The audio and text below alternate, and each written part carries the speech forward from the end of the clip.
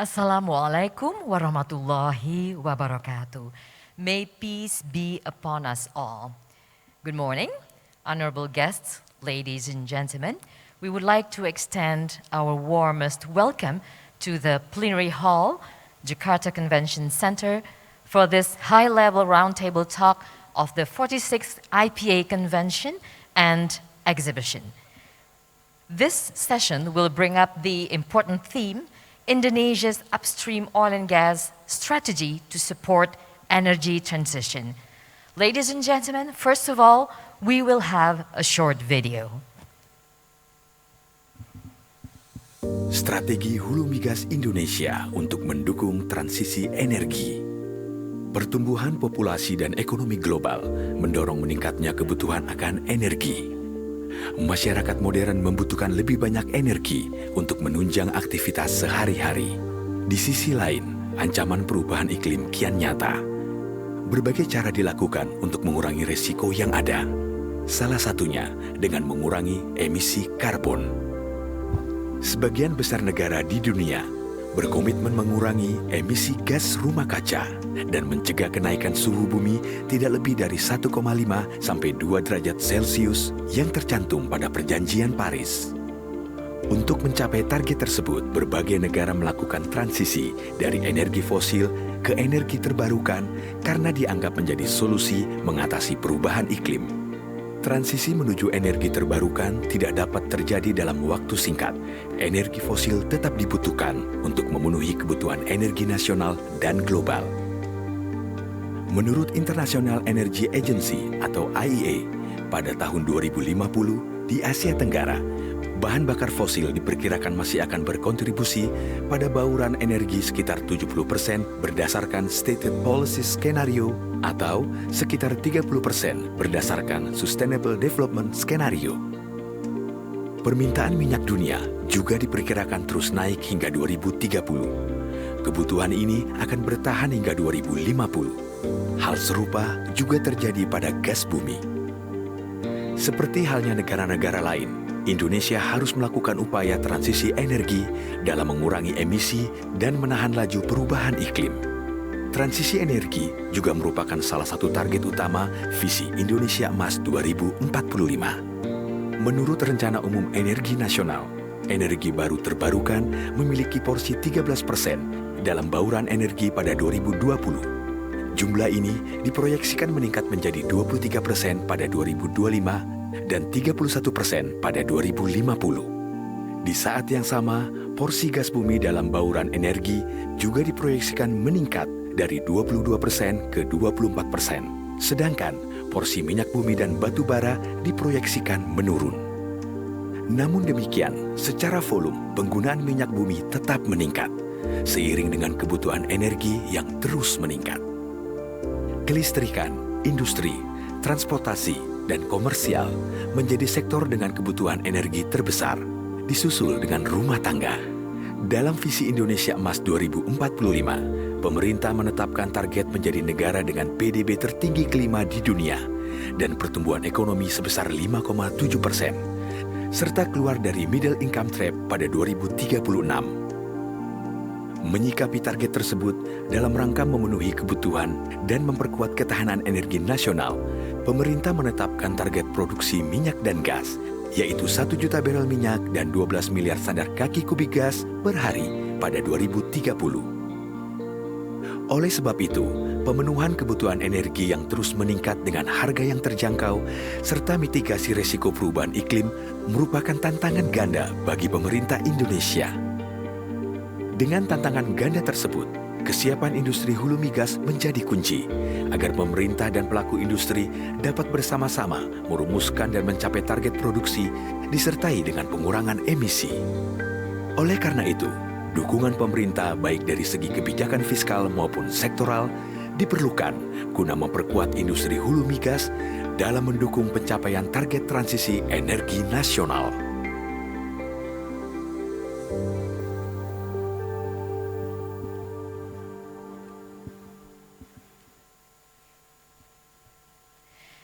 Distinguished guests, ladies and gentlemen, the strategy and readiness of the Indonesia's oil and gas industry to support the energy transition and to meet growing energy demand at an affordable price will be discussed in the following discussion session with our distinguished panelists.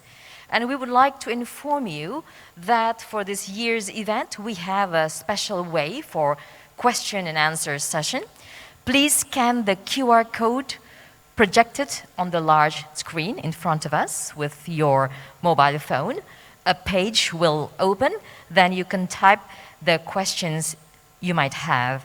Your questions will be brought up at the Q&A session. Ladies and gentlemen, this session will be led by our moderator, Bapak Satya Widya Yuda.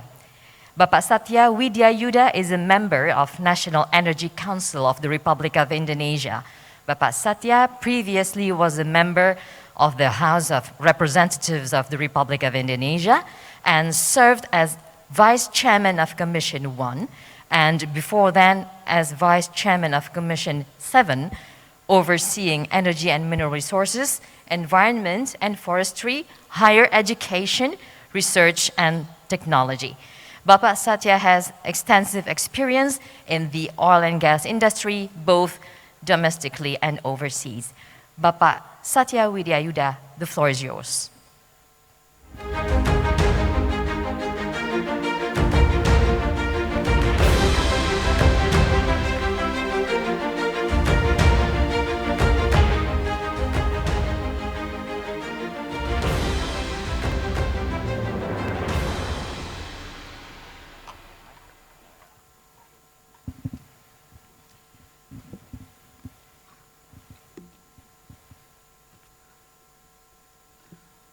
Assalamualaikum warahmatullahi wabarakatuh. Very good morning, distinguished participants. It is an honor for me to be moderating session, this very important session, I guess, in this convention. As everybody understand that we have been dormant for a while, physically, even though we conducted online last year. But nowadays we continue to engage even more, and we do hope, of course, during the discussion we can interact directly among us to discuss several important issues that we like to see what's the problems and how do we solve the problems. And luckily, this session that I'm going to chair it, attended by Director General of Oil and Gas, Professor Tutuka, who is going to be one of to represent the government. So I believe that all of you will raise the question regarding the role of the government in this very important subject. It's also along with him, the Chairman of Committee 7, Mr. Sugeng Parwoto, Excellency.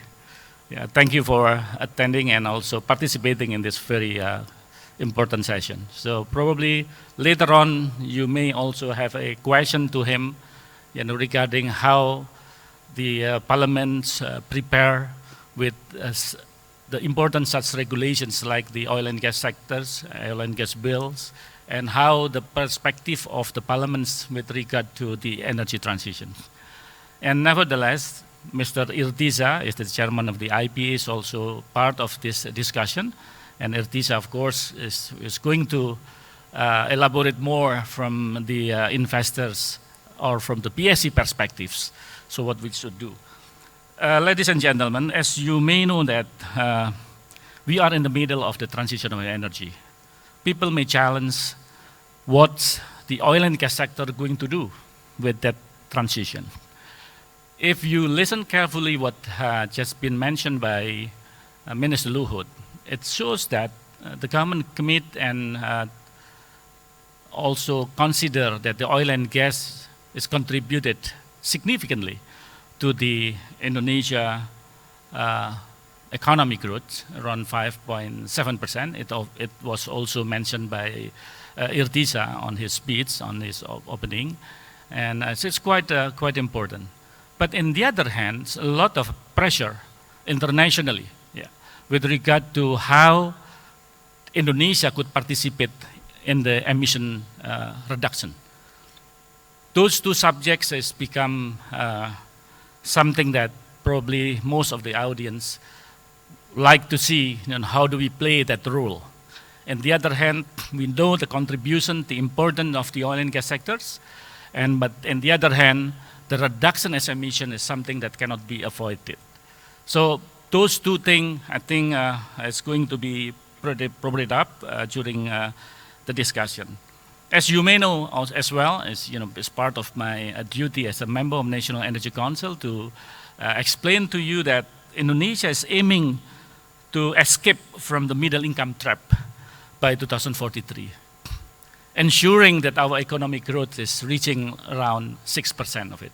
Before pandemic, we're trying to calculate, with the economic growth around 5.7%, so Indonesia is able to escape from the middle income trap by 2036. But nowadays it's different because we never expect that we are going to be hit by the pandemic. So assuming that 6%, even higher than just been mentioned by Pak Luhut as well as with Irtisa this morning, with 5.7%. What does it mean with that?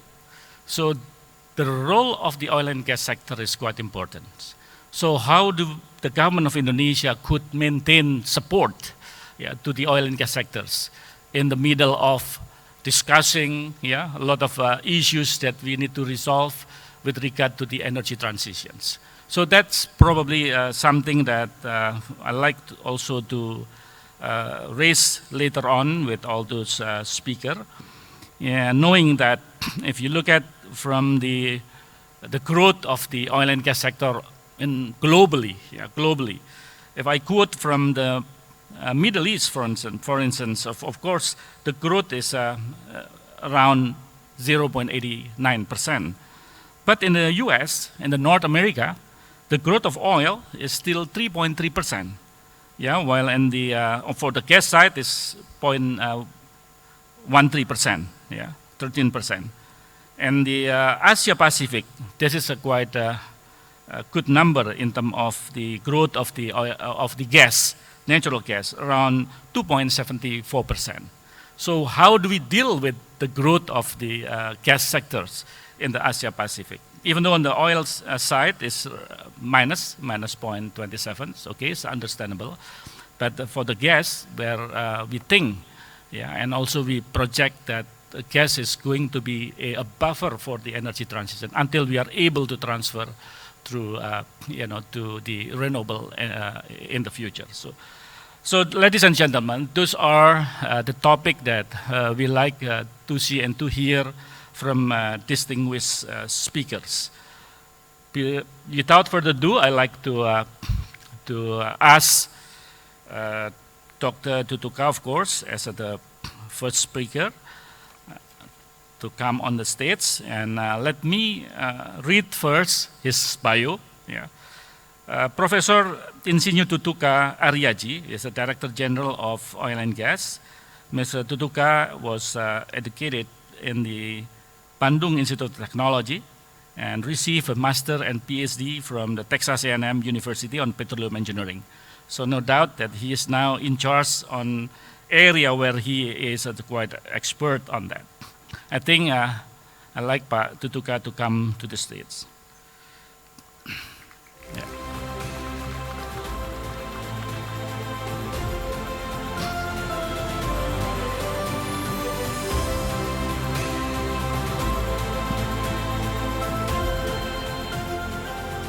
And the second, this honorable member of parliament is chairman of the Committee 7, Pak Sugeng Suparwoto. So Pak Sugeng is quite unique. His background is journalist, so it means that he knows everything. Yeah. Not only from the energy sector, but also from the other angle of the energy sectors, I do believe.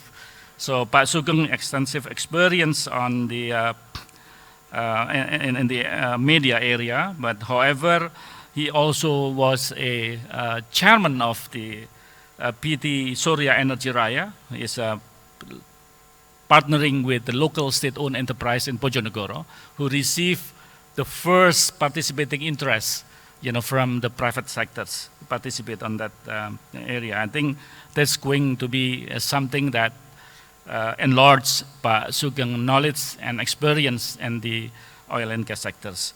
So without further ado, I'd like Pak Sugeng also come to the States.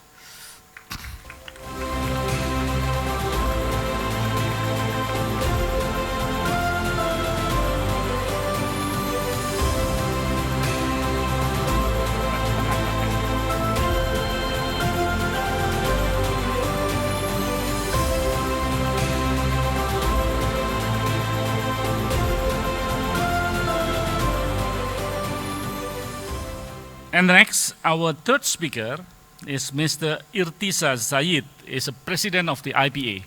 I think everybody knows him well, particularly the participant who participate in this conference. And Irtiza just recently appointed as a president for Asia Pacific for Low Carbon Solution, was in July 2022. He's responsible of developing ExxonMobil lower emission portfolio in Asia Pacific with the objective of creating long-term shareholder values and support global emission reduction efforts. I think it's very much, matched with our topic today. But maybe for people who doesn't know him before, his current position used to be the president of the ExxonMobil Indonesia. I think without further ado, I will ask Pak Irtiza also come to the stage.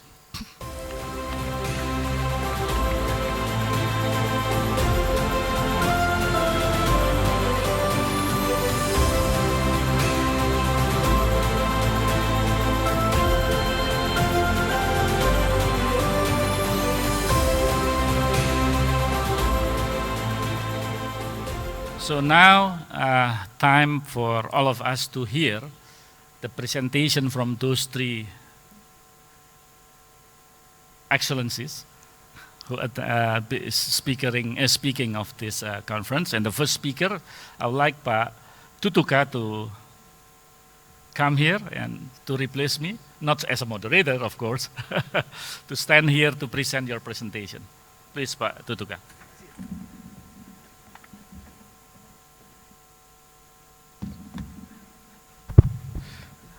Ladies and gentlemen, let me start with the condition of the current oil production as shown in the figures, please. Slide 7. Gentlemen, ladies, the continuing declining of oil production is giving us understanding that we need to think holistically, comprehensively of developing the upstream industry in Indonesia. What we are seeing here, the projection and the reality is depicted in this figure. So the actual production, oil production, is following the bottom line of the projection, meaning that all of the efforts from SK Chemicals and from the companies is maintaining, is just to maintain, to reduce the decrease, the slope, the trend of declining until now. So there's the condition right now. We have to be honest that it's very difficult for oil, but the gas condition is a bit better than oil condition. And we believe that we need to have leadership from all of you in coping the situation. We know that we have the fund, the money, because the oil price, the high oil price, and we have the exports the people, we have the facilities, but then we need a lot more innovation, a lot more work together and innovative programs. Next. And we identify some giant discoveries, potential discoveries, such as in Andaman Second, and then Hokan will have some big programs. We know IDD, and then the following one will be the Akung 1 and Akung 2, will be managed by BP. And we have Tango as well, and will be, hopefully next year will be come back to the previous level of the production. And of course, of Marcella.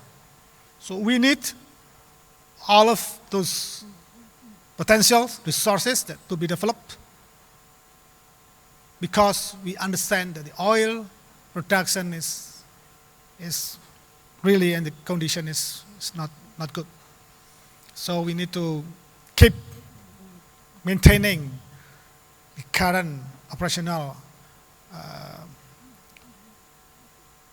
development of professional management of this oil, and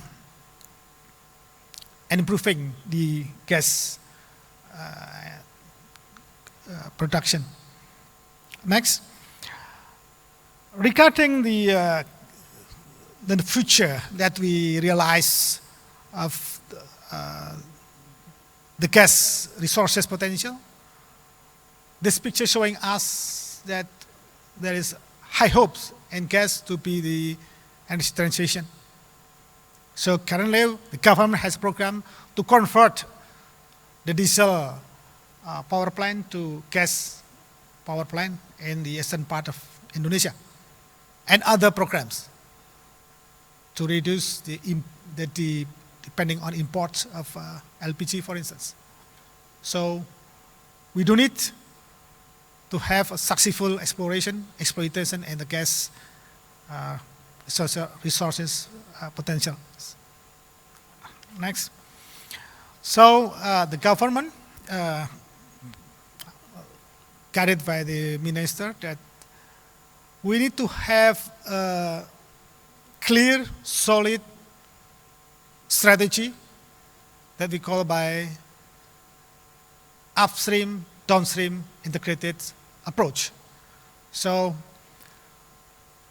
knowing that the potential of gas in the northern part of Sumatra and also northern part of Bali Islands, Lombok Islands, then it is logically, it is wise to connect with pipes in this case. In Java, we still have a segment in Java from Cirebon to Semarang or Semarang to Cirebon that has not been connected with pipelines, gas pipelines. And the government is putting a budget in there this year and next year and the following years. And then from Dumai to Semanggi, if those two segments can be connected, then from East Java through North Sumatra will be connected. So connectivity is very important to secure the energy demand, energy security in this country. For the eastern parts, of course, we have different approach. That is, we will deploy, we're planning to have LNG to support the energy needs such as electricity and industries in the eastern part of Indonesia. So that's the approach, that's the strategy. Next, current year, the approach, the upstream, downstream integrated approach, showing the results. This is the utilization of gas, energy, for transportation, for export as well, for city gas, for industries, for electricities, for LNG domestic, and for fertilizer. And the consumption is about almost a half of the national gas production. So that's showing the proof, and we're seeing the development of the in the domestic industries. Next,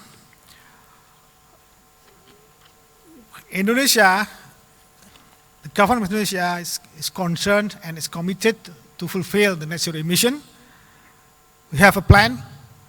Please, next slide.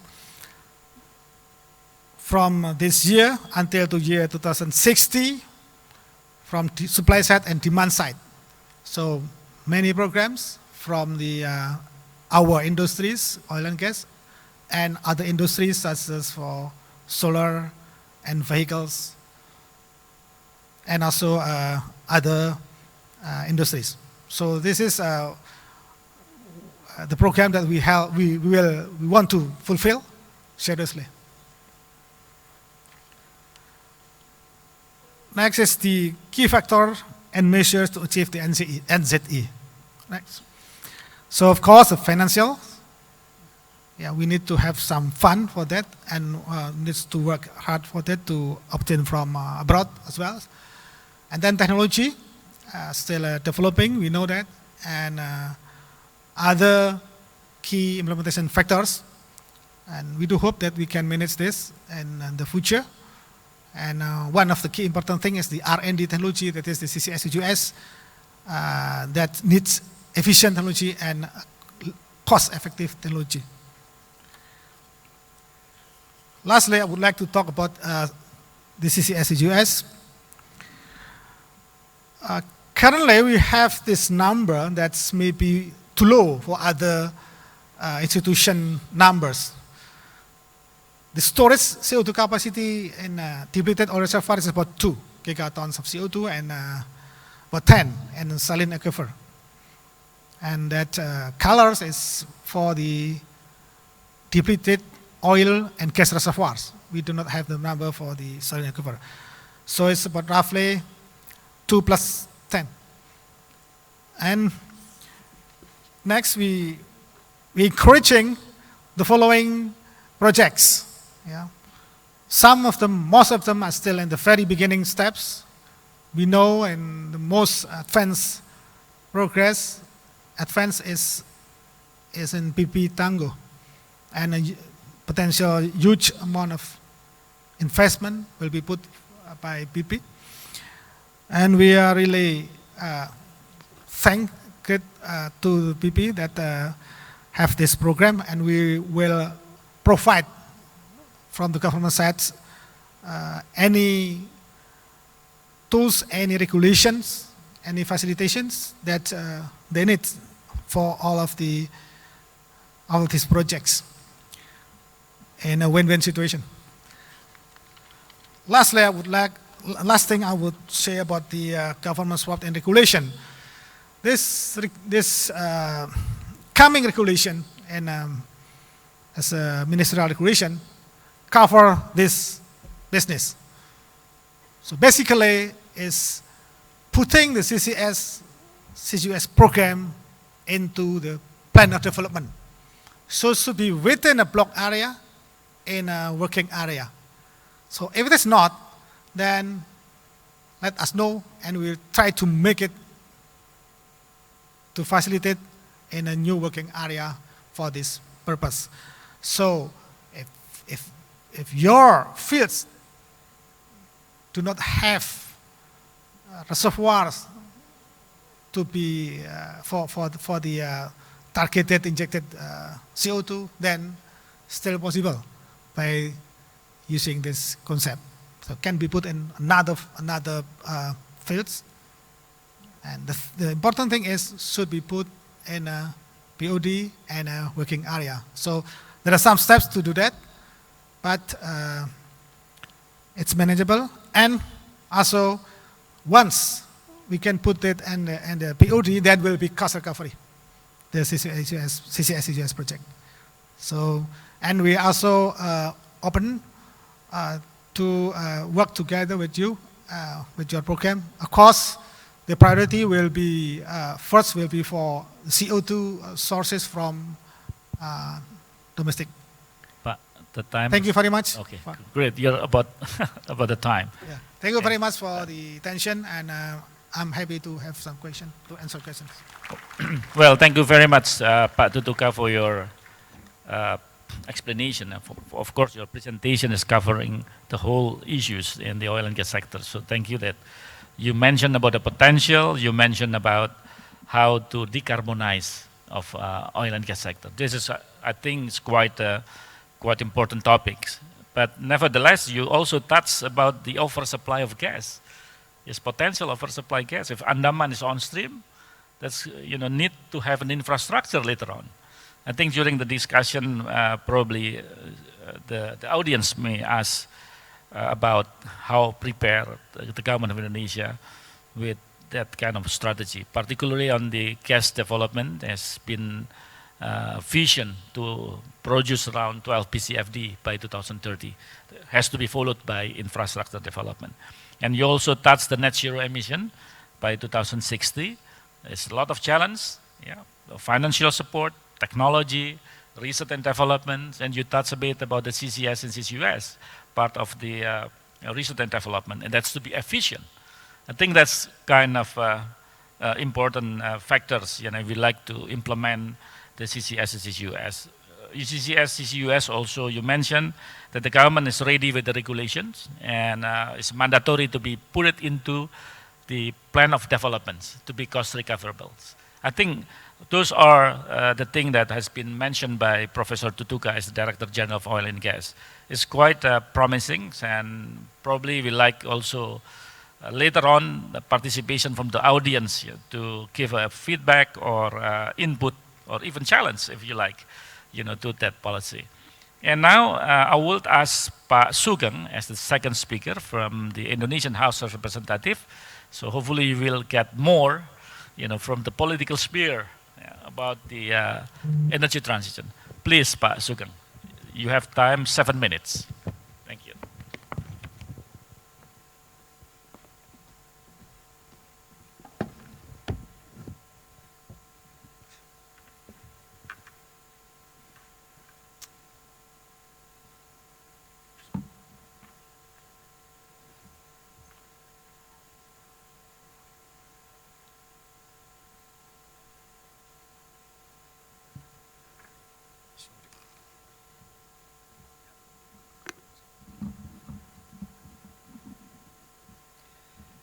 Yes, thank you very much, moderator, Mr. Satyayuda. And I saw a lot of oil and gas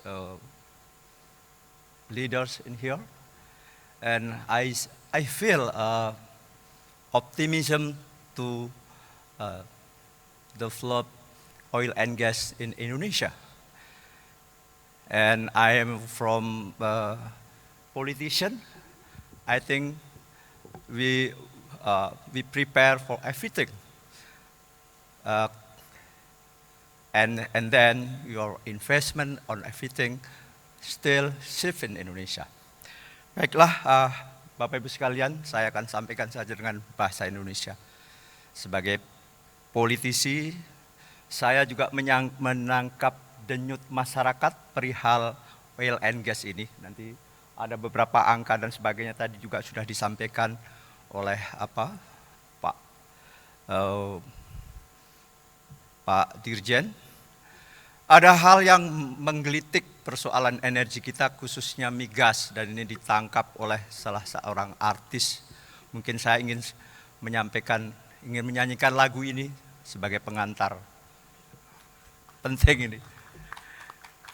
Galang rambu anarki, anakku lahir awal Januari, menjelang pemilu, galang rambu anarki, ingatlah tangisan pertamamu, ditandai BBM melambung tinggi.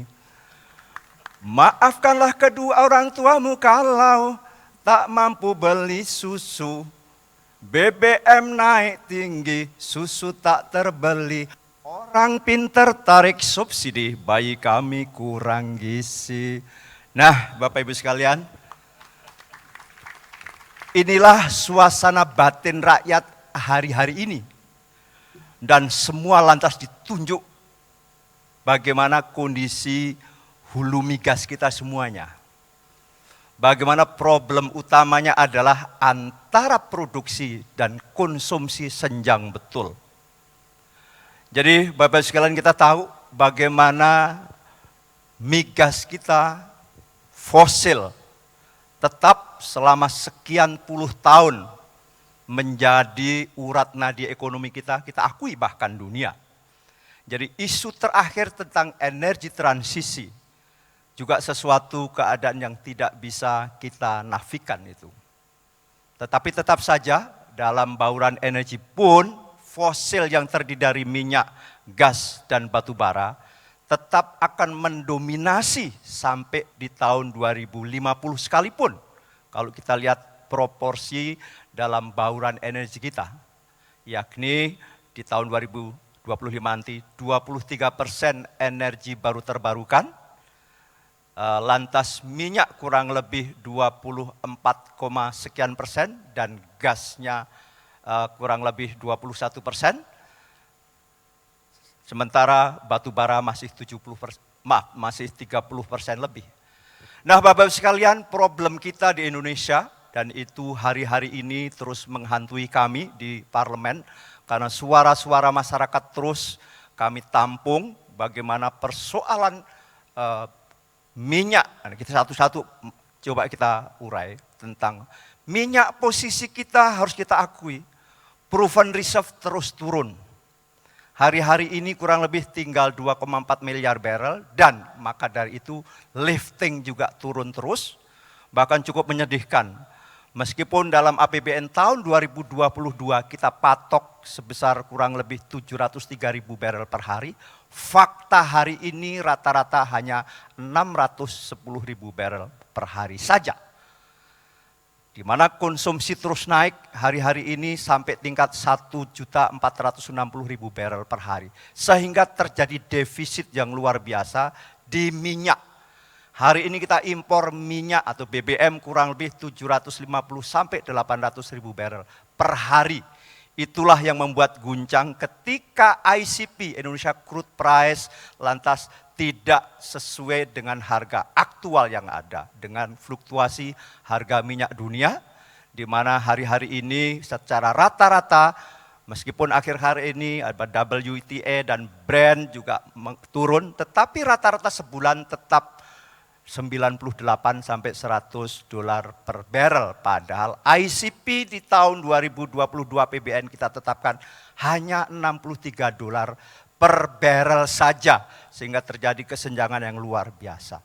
Sehingga kalau beberapa waktu lalu lantas ada persoalan kita mau menaikkan BBM, semata-mata karena memang beratnya APBN, di mana hanya sampai bulan Oktober saja, dari subsidi dan kompensasi BBM mencapai 502 triliun. Itu baru sampai bulan Oktober. Itu baru untuk volume yang dirancang di APBN tahun 2022 sebesar Pertalite 23,4 juta kiloliter. Sementara untuk solar itu adalah 14,9 juta kiloliter.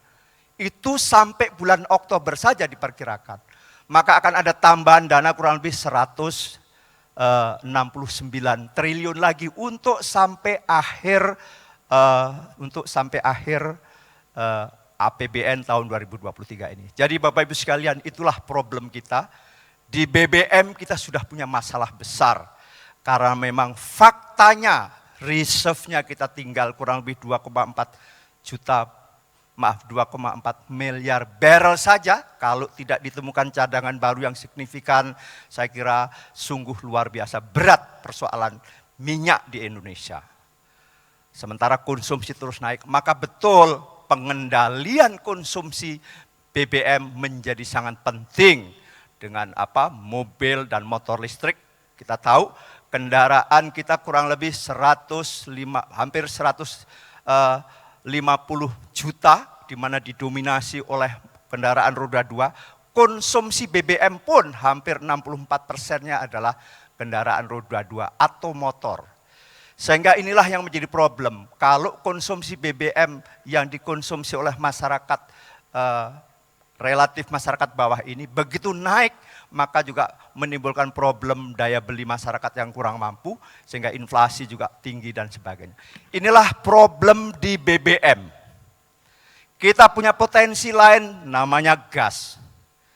Kita bersyukur kita punya reserve yang lumayan besar, yakni proven reserve 43 triliun kubik feet dengan potensi yang hampir proven kurang lebih 60 TCF triliun kubik feet.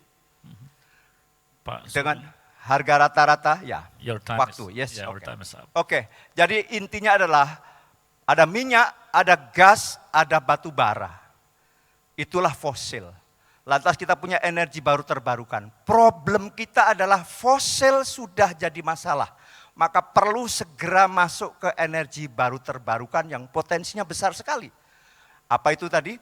Untuk masuk transisi kita sepakat, gaslah yang menjadi energi tidak terbarukan untuk segera masuk ke energi baru terbarukan. Mengingat gas meskipun tidak terbarukan, cadangannya besar, hanya memerlukan pembangunan infrastruktur yang masif, dan tetapi juga relatif clean dibandingkan energi lain. Batu bara kita meskipun besar, tetapi kalori rendah, maka harus dirubah bentuk kalau harus menjadi energi primer. Maka kesimpulannya adalah bahwa kita Indonesia kalau mau selamat harus segera masuk ke energi baru terbarukan.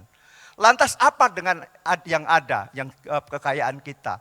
Tetap minyak, gas, utamanya forum ini tetap mau kita eksplorasi dan dieksploitasi sebesar-besarnya. Tapi tidak lagi menjadi energi primer, tetapi menjadi petrochemical industry. Jadi mau kita orientasikan. Itulah kebijakan di Komisi 7, bagaimana fosil yang berupa minyak dan gas batu bara itu sudah menjadi masalah. Lebih-lebih kita telah menandatangani Paris Agreement yang sudah diratifikasi menjadi Undang-Undang Nomor 16 tahun 2016. Saya kira itu kesimpulan umumnya menjadi bahan diskusi selanjutnya. Terima kasih moderator. Good, thank you very much, Pak Sugeng. I think it's very good insight from the Parliament. But usually as politicians speak, we need to carefully handle the time. Otherwise, it's going to be longer than we expect. But again, the most important thing from what Sugeng mentions about the support from the parliaments with the energy transitions, one. And the second is knowing that the leaders from the oil and gas are present here, it means that there is a feeling of the optimism, to develop the oil and gas sectors and to develop the oil and gas industry in Indonesia. And also he touched a little bit detail on the subsidy, on the oil subsidy as the voice of the people. I think it's very much important, Pak Sugeng as a parliamentarian, to receive feedback from the people and how to tackle the issues on the subsidies. And the other item that Pak Sugeng mentioned about the needs of the development of gas in order to provide with the buffer for the transition of the energy from fossil to renewables. Yeah, gas need to be developed properly, and of course, the fossil fuel cannot be sustained. So development of gas is basically become a primary factors on the energy transition. I think those are highlight from Pak Sugeng, and we like also later on the feedback question from the audience. And the third speaker, Mr. Irtisa Said, so I hope that you can give us more from the investor perspective, please. And your time is 7 minutes.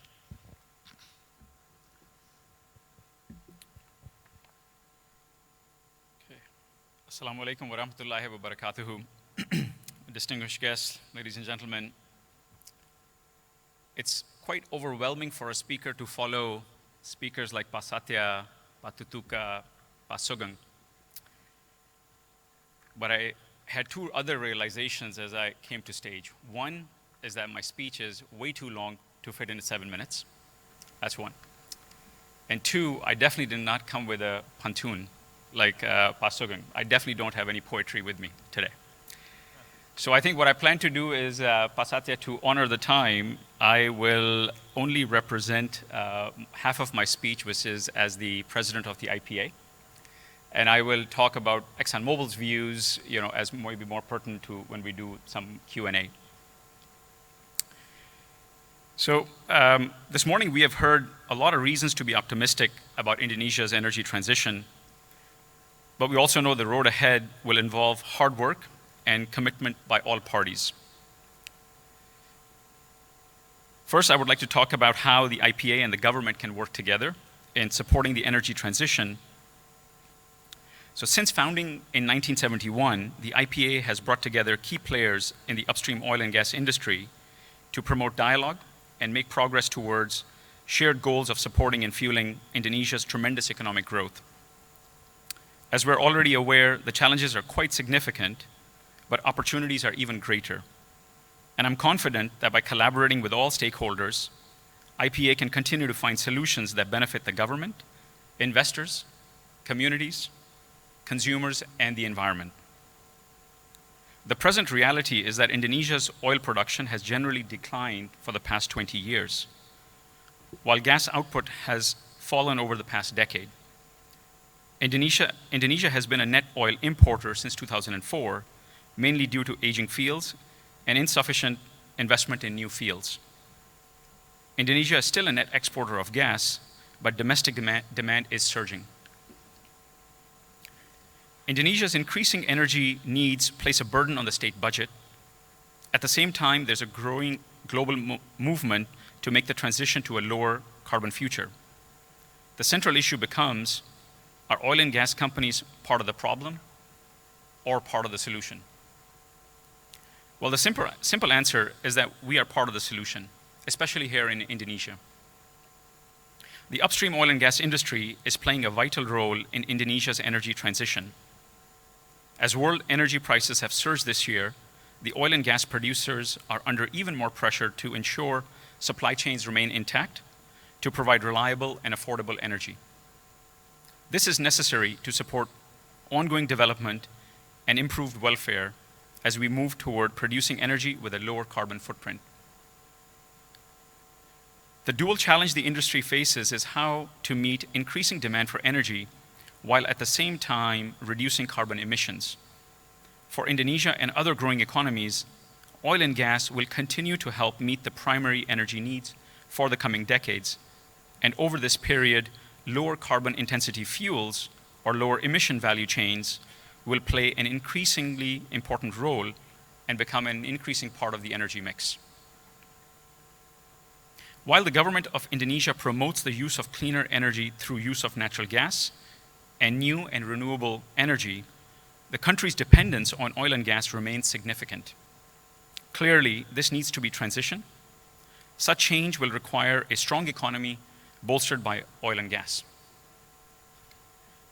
During the transitional period, as governments around the world strive to meet ambitious emissions reduction targets, both oil and gas and renewables are needed. There's no magic wand to make a sudden switch. It's simply not possible. Attracting foreign investment in the oil and gas exploration space has been a challenge for Indonesia. Although prospects are some of the most prolific and least explored in the world, but to attract this limited global capital, more attractive fiscal terms should be in place. Exploration, appraisal, and development can cost billions of dollars. Investors are seeking legal certainty and a fair rate of return. For the Indonesian government, gaining oil and gas revenues from local fields is a much better option than using foreign exchange reserves to import and subsidize energy. A problem we face is that Indonesia's oil and gas prospects need to be explored and developed soon. By soon, I mean within the next handful of years. This is primarily driven by the fact that discoveries made today could be operational by later part of this decade and then operate well into the future when energy transition is taking place. Delaying this effort will only jeopardize the development of oil and gas resources as the world finds a future in a lower carbon world. Or such discoveries will be burdened with additional cost of carbon abatement, which is becoming a requirement for most major oil and gas companies. As Indonesia's economic growth continues to trend in the 5% range or higher, energy demand is expected to continue to rise. With the declining domestic production, it is vital to improve the terms of production sharing contracts to retain and continue to attract more investors. I'm not suggesting that our focus must be entirely on oil and gas. What I'm saying is that our role in national development will support the transition to cleaner energy. Many have committed to become net zero emitters by 2050. To achieve this, they need to get involved in carbon capture, utilization and storage, or carbon capture and storage. The implementation may go beyond the upstream industry by capturing emissions from hard to decarbonize sectors, including refining, power generation, chemicals, cement, and steel sectors. So, in a way, by allowing these sectors to grow at the same time, taking care of its emissions, this technology creates new and unique economic opportunities for a country like Indonesia, which is blessed with such geologic features which allow for the storage of CO2 emissions, while at the same time allowing the region to continue to grow and prosper. Comparing the oil and gas sector to renewables, the risk profile of renewables might look much better on paper. With oil and gas, it can take many years and billions of dollars to get from exploration to development. Plus, fields naturally decline and markets are volatile. By comparison, renewables seem so much faster and easier. But the application of it is still limited. This is driven by cost and logistics. And so far, oil and gas continue to make economic sense, especially in developing economies. The oil and gas sector already has technological expertise. It has storage, transport, and other existing infrastructure networks. On the other hand, it's not always easy to transport renewables energy, whether through electricity lines or new technology batteries. Then there's the issue of off time, when the sun isn't shining or the wind isn't blowing. On the contrary, there will be a way for the long-term future. Your time is up. As we make this transition, it's essential to ensure we deliver maximum security and value from Indonesia's undeveloped oil and gas reservoirs. Just one more minute. Yeah.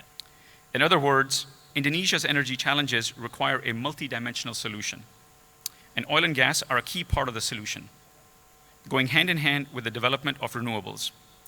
What we need to do is address declining oil and gas production so the Indonesian government does not have to spend so much on energy imports and worry about funding subsidies. As we look at the current geopolitical situation, no one can accurately predict how things will turn out. What we can do is be better prepared for market shocks by being in a better position to attract foreign investment across all forms of energy. I think I can stop there. And Pak Satya, that's only half of my speech. All right. Okay. Great. Thank you very much. Let's give applause to Irtisa. Thank you. I think you raised very good point. You are mentioning about the oil and gas. It could be part of the solution or it could be part of the problem. I think you emphasizing that has to be part of the solutions. And a lot of action need to be done, yeah, particularly on the transition period and dealing with the oil and gas revenue and as well as how do we manage with discovery of the energy and oil and gas sectors in Indonesia. And you also mentioned about dealing with the management of the oil and gas in order to get the revenue is more important than we import the expensive product like oil, for Indonesia. I think those are things that you touch, and then you elaborate more about the strategy on the reduction of the emission, using the carbon capture and utilization, and also storage, and also carbon capture storage. Okay, ladies and gentlemen, those are our distinguished panelists this morning. So probably before we ask through the question from the audience, let me ask first. as a privilege being a moderators, to those three gentlemen. I think on the presentations and as well as when you explain about the importance of the development in oil and gas sectors. Oil and gas sector still very much needed during the transition period. And Pak Sugeng mentioned about 2050. We still need get support from the oil and gas sectors. However, gas sectors, of course, become a priority because of the reduction emission issues in order Indonesia to achieve net zero by 2060. So my question is to Pak Tutuka, of course, how the government prepare with the aspiration, with the ambitions of the oil and gas company to develop oil and gas reserve what they have in Indonesia while facing with the energy transitions, and how far that the government in Indonesia has prepared with the regulations and actions to support the intention for the oil and gas sectors to remain important in this country.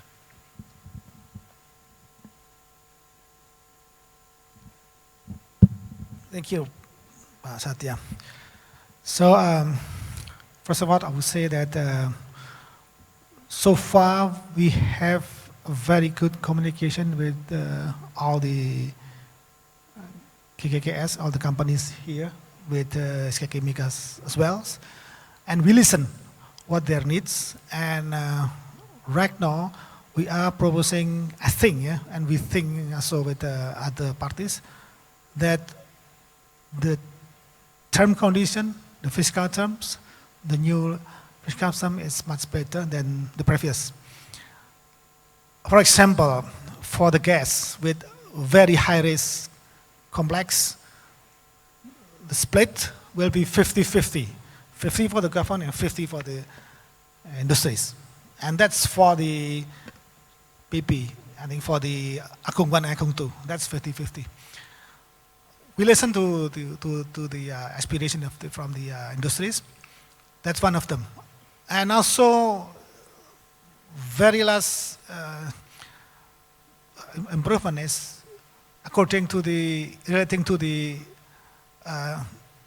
participating interest, maximum 10% from the local government.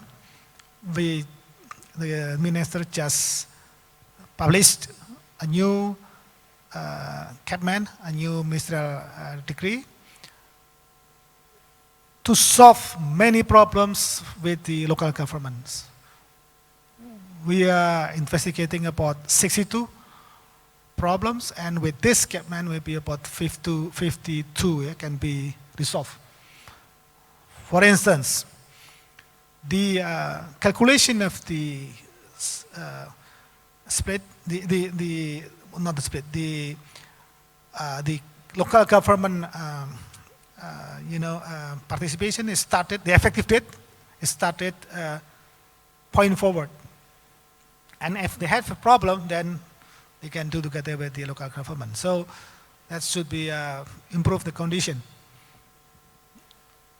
And we're continuing promoting, proposing a new area, working area, and the next bid round will be 6 more working areas with this kind of new fiscal terms. And also for Pertamina, KSO, the kind of KSO operation under Pertamina, with new terms, I think should be pretty much attractive, and hopefully from idle fields can be developed soon. That's one thing. And but the coping the environment, climate change, hopefully the new ministerial decree, ministerial regulation will be published soon, and it's taking care of the question is in the screen. So if we are trying to increase the gas production,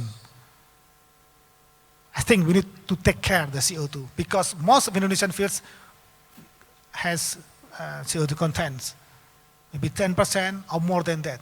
So we need to take care of that, and will be benefits for you if you take care of the CO2. Yeah, that's very important thing, and we listened to IPA several months ago when we developing this ministerial regulation. So hopefully can fulfill everyone needs and win-win situation. Thank you, Pak. Pak Sugeng, do you have any view on that?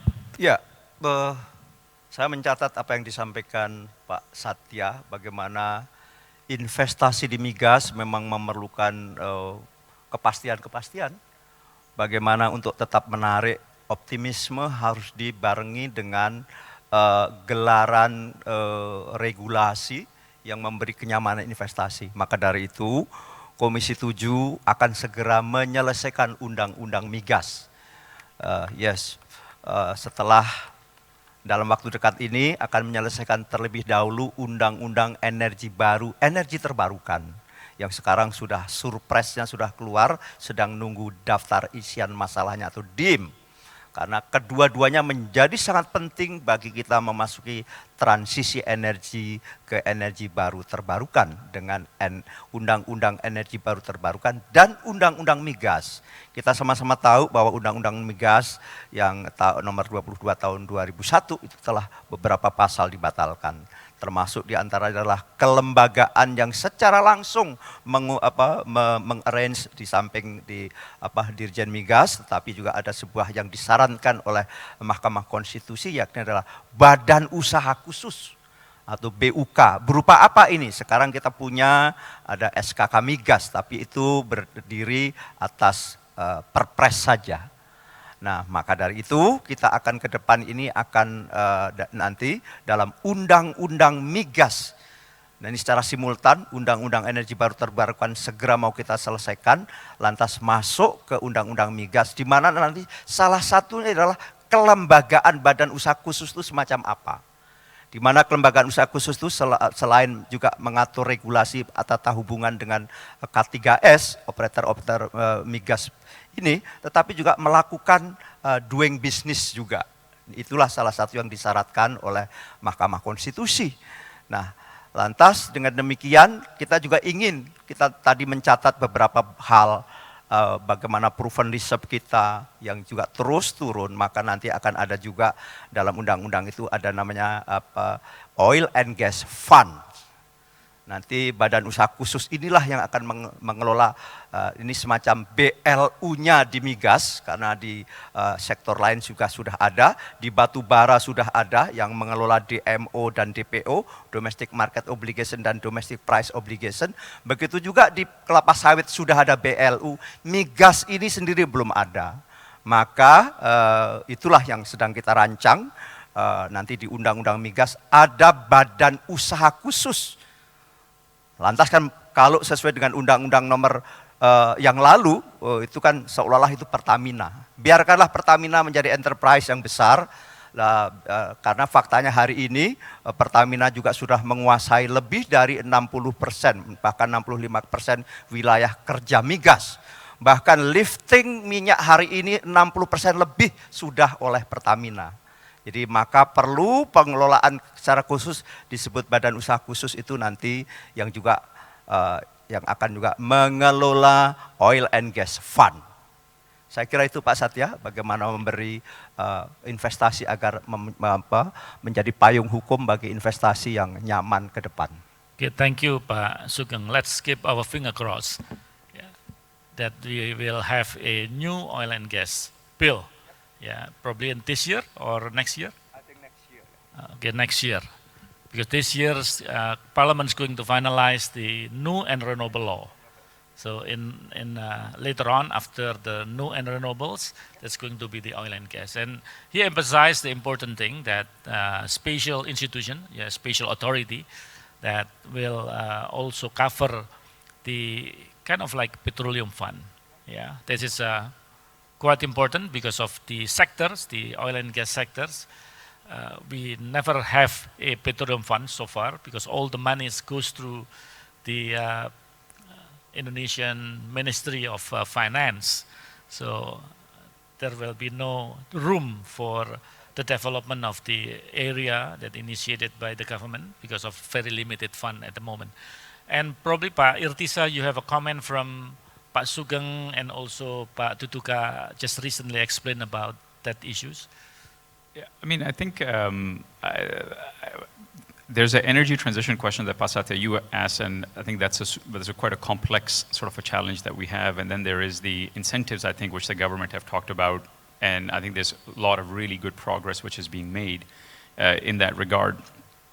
I think if I just step back on the energy transition, this is a pretty complex challenge for not just Indonesia but for the world, and it is going to be a little bit clunky. There isn't a one-size-fits-all solution. And particularly, I think the challenge is more profound in emerging and developing economies. If you were to just roughly take a look at Southeast Asia, there are about 700 or so million people that live here in this one little block regionally, and that are quite regionally connected in terms of trade, particularly when it comes to petroleum sort of products. But this also region is expected to grow at the highest rate versus any other region in the world in terms of just economic development. And we all know the basic economics, which is as economic development takes place, demand for energy rises quite significantly. So how do the governments ensure that they are able to continue to grow at this, what I would call a hyper growth rate at a pretty consistent sort of a pace, have that baseload supply of energy continuing to come in a very reliable fashion, yet still have an eye on net zero emission targets by 2050. That's a very complex equation, very, very complex equation. And I think one of the, and I sort of alluded to this in my remarks, is I think the only way you resolve this challenge is through collaboration. It is governments, the industry, and all the key stakeholders working together. And it does require a all of the above type of a solution where, as the government is continuing to promote the oil and gas sector for the development, that actually allows the one box to get checked, which is meet the demand. At the same time, energy transition is also quite critical, particularly when 80% of the total energy which is consumed in the world is consumed by sectors which are hard to decarbonize. So for example, in an industrial complex, you just cannot get a furnace temperature high enough with renewable energy. Just doesn't work. Nuclear, yes, that works, but nuclear, we all know, has its own challenges. And so how does a growing economy like Indonesia, which wants to continue to industrialize, wants to have steel mills go into place because it needs construction to take place, concrete and other sort of forms of industrial complexes to be built because those are the backbone of any growing economy, how do you do that while still trying to reduce your net emissions? And that's where I think for ExxonMobil, and I think for generally a lot of the major oil and gas companies, carbon capture and sequestration becomes so critical because it is a technology that we have been using for decades in the industry. But the focus of the use of carbon capture and sequestration was either for operations integrity or for enhanced oil recovery. It wasn't necessarily focused on reduction of carbon emissions per se. And that's what you're starting to see in governments like Australia or the UK, who have gone out for one of the first times, issued acreage solely for the purpose of carbon sequestration. That's it. It's not to discover oil or gas, but it is just to go sequester. And I think Indonesia is endowed with the similar geology, and probably in many ways much better than anywhere else in the world, where Indonesia has the capacity to store a lot of CO2.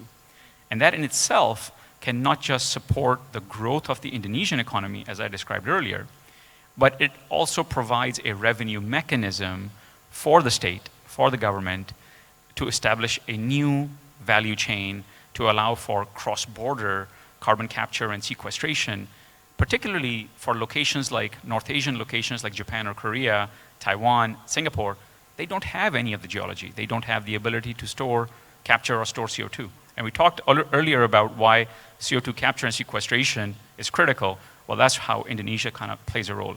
And that's where the policies, I think, are so intertwined that you can do oil and gas development and you can promote those, but in parallel, you can also have the policies in place which allow for other forms of energy, one of those being carbon capture and sequestration. Great. Thank you very much for those three panelists, answering the questions. But okay, please, Pak Sugeng wants to add something. Ya, bicara tentang oil and gas di Indonesia tidak lepas dari strategi kita dalam energi secara keseluruhan. Hal yang harus diperhatikan pasti tentang energy security pertama. Kedua, yang tidak bisa kita hindari adalah, nggak bisa dihindari adalah net zero emission di tahun 2060. Inilah dua hal yang menjadi key factor bagi kami menghitung.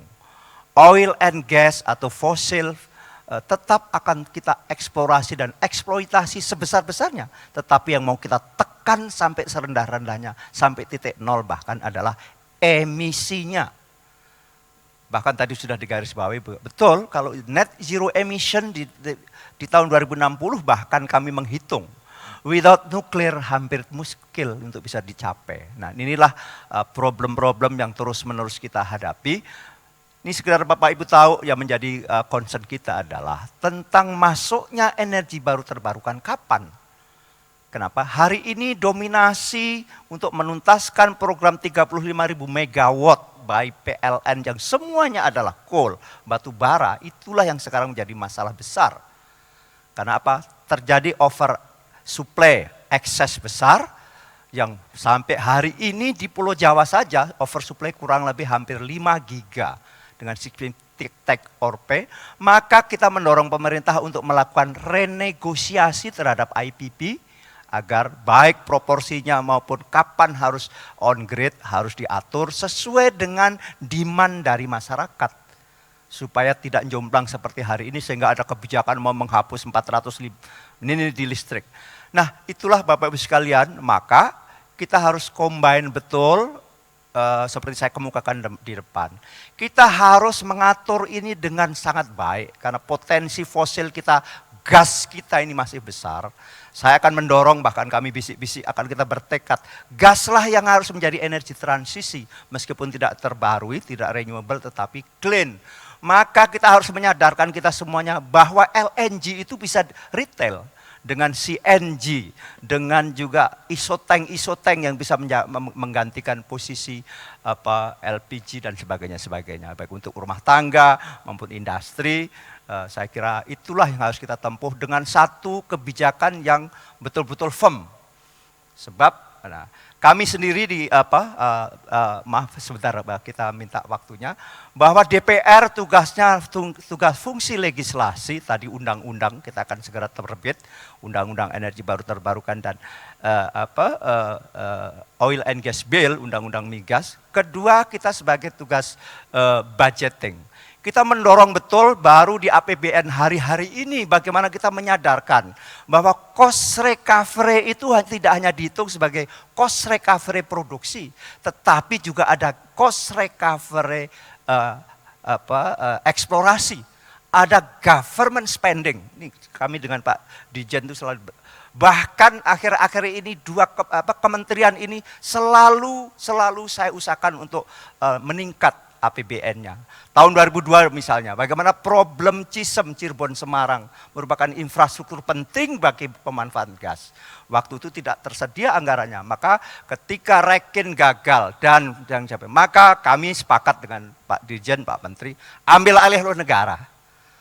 Maka kami berusaha untuk mencarikan dananya, betul kita agak tambahan dana di APBN, kita berdebat dengan mohon maaf Menteri Keuangan dan sebagainya, tambah 500 miliar, maka sehingga bisa mengambil alih melalui APBN Cirebon Semarang yang merupakan infrastruktur sangat-sangat penting bagi pengembangan gas, saya kira selesai. Nah, itu. Demikian juga yang lain. Kita sekarang ada namanya government spending yang lebih untuk di hulu. Nah, drilling, bahkan di APBN hari ini pemerintah hanya siap 8 miliar US dollar untuk cost recovery, ditambah 200 kita perjuangkan dapatlah penambahan. Intinya apa? Kita sepakat betul bahwa hulu migas tetap kita eksplorasi utamanya, terus kita tingkatkan. Kita tidak boleh menyerah dengan apa yang disebut dengan natural decline. yang hari-hari terus mengalami, bahkan dalam 2 hari ini lifting minyak kita di bawah 600.000 barrel sudah. Nah inilah yang menjadi kepedulian kita. Sehingga kami, ayo mari kita dengan pemerintah, kami di legislatif, dengan pelaku di sektor hulu migas, terus menerus apa yang menjadi problem-problem krusial. Kami di Komisi 7, selain fungsi legislatif, fungsi budgeting, fungsi pengawasan, keempatnya adalah fungsi problem solving. Saya kira banyak sekali kami bersama pemerintah, ini Pak Nurdin tahu sendiri di Cepu bagaimana persoalan Exxon, ada persoalan change order saja jadi masalah, padahal sesuatu yang biasa itu sebetulnya, dan seterusnya. Jadi sekali lagi Bapak Ibu sekalian, kita khususnya yang bergerak di sektor hulu migas ini, kita tetap optimis dengan berbagai potensi yang ada. Memang betul dari 68 cekungan yang dieksplorasi semakin ke laut dalam, begitu Pak Satya, dan semakin banyak ditemukannya gas dan gas. Terakhir Andaman 2 misalnya potensinya luar biasa, totalnya kalau nanti layer selanjutnya dibuka dan seterusnya bisa kemungkinan di atas 15 TCF Pak Tetuko ya, di Andaman itu. Inilah potensi-potensi gas dan gas. Maka transisi energi masuk energi baru terbarukan adalah tidak lain dan tidak bukan, harus gas. Saya kira itu tambahan sedikit Pak. Ya, terima kasih Pak Sugeng. I think you emphasized about the carbonized fossil is quite important to face with the energy transition scenario. And also you promised with the regulations, and this is new for me, that the government is also emphasizing about the government spending, government particularly for the development of the infrastructures. I think it's quite related to the question that appeared on the screen from ENI, Pak Muhammad. Is it quite clear saying that, is it realistic to keep Indonesia 2030 production target when upstream investment are stagnating and production also decreasing with the lifting targets going down from years to years? I think this is pretty much obvious, for people to ask that question. Please respond Pak Tutuka, and later Pak Sugeng and Irtisa. Yeah. First of all, I would like to comment to Pak Sugeng about the law, oil and gas law. That's very important. That's one of the prime mover to achieve the targets in the year 2030. So we support, we encourage the parliament to do that. And actually we are ready with this substantial, with the materials of the new law. So one of them, one very important issue is we are proposing to implement again the assume and discharge. Yeah, assume discharge again. Meaning that the indirect tax will not be taken. Yeah, because that will be much improve the climate of the investment in Indonesia for them. And other regulation, other articles of ease of doing business, for instance, like the permits and others.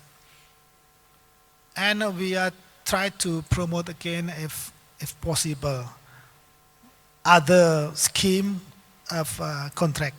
We have cost recovery, we have gross back, and perhaps we can have tax on royalties for the big project. So we are ready for the substance, for the materials of the new gas law. Yeah. Okay, and regarding the questions, it is possible for me.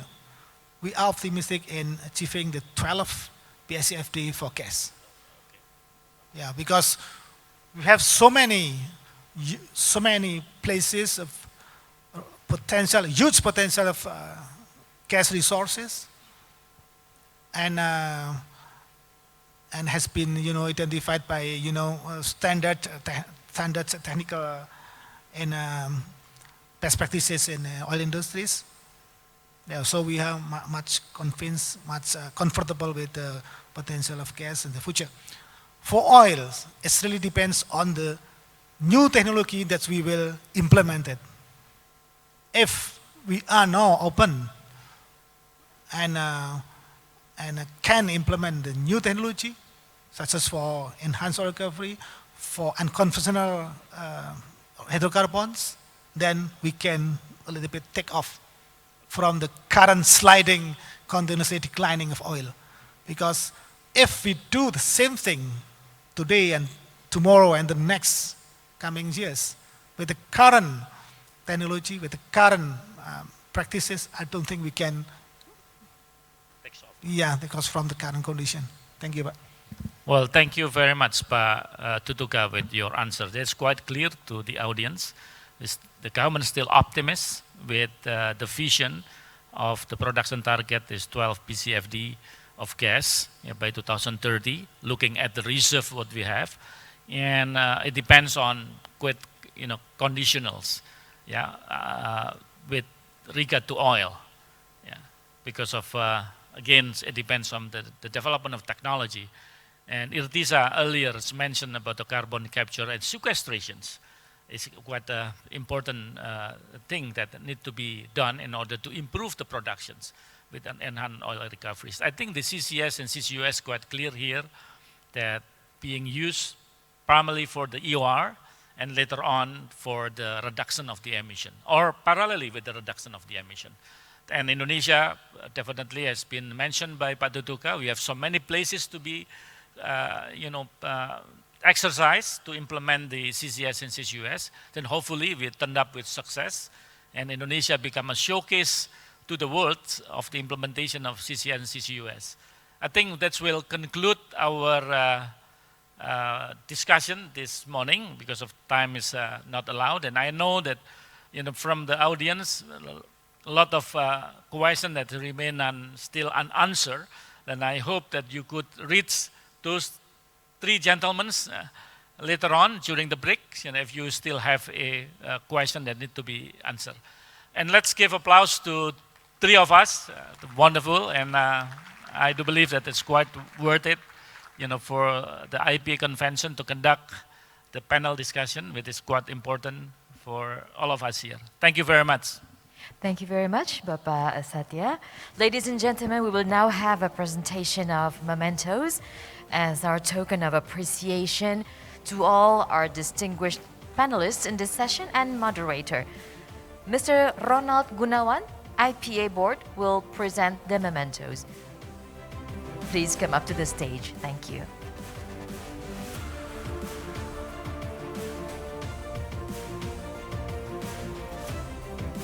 Our gratitude to Bapak Tutuka Aryaji, Bapak Sugeng Suparwoto, Mr. Iriza Sayed, and Bapak Satya. Thank you very much for the very insightful discussion.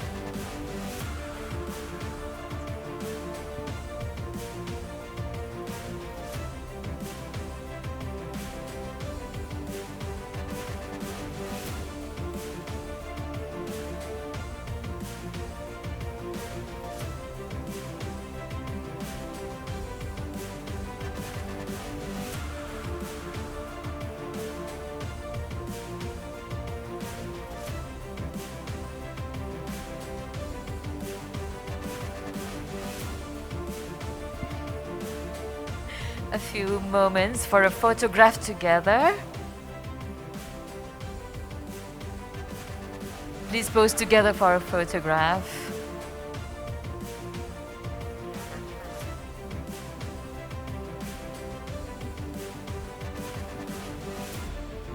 A big round of applause, ladies and gentlemen, for all speakers and moderator in this session. Kita kasih tepuk tangan Bapak Ibu sekalian untuk semua pembicara dan moderator pada sesi pagi hari ini. Distinguished guests, ladies and gentlemen, the high-level roundtable talk is now concluded, and our program this afternoon will be the special talk with the main theme, Why Major IOCs Still Invest in Indonesia, at 1 p.m. And now, ladies and gentlemen, we will have a lunch break for approximately 1 hour. Lunch is served at the Cendrawasih Hall. And especially Mr. Itiza Sayed, Ibu Meti, Bapak Krishna, please remain in this room for the press conference. Thank you very much.